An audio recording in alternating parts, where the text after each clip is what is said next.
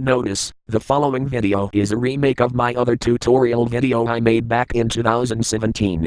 The only reason why I'm remaking it's because my other tutorial video I mentioned about was recorded on my phone and was not edited at all. So hopefully, this remake will be so much better than the other one.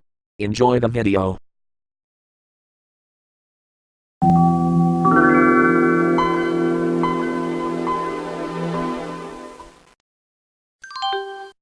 Hi guys. Ashton the Best 2004 here. And today, I am going to show you how to disable startup applications on Windows 95.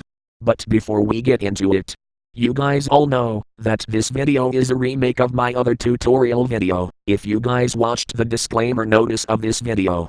Well, not only that, this video is made and recorded on a different computer. Well, same operating system. But at least this video is edited. Unlike the original video. This time, this video will not be recorded on a phone.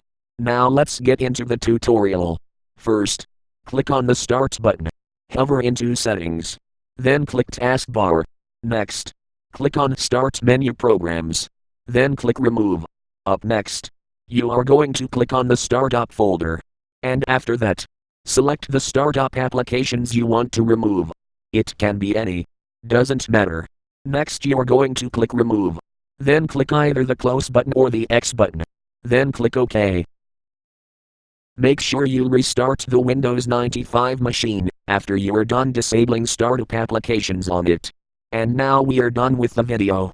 I hope this video helps you. Anyways, this is Ashton the Best 2004. Signing off. Subscribe to my channel for more content.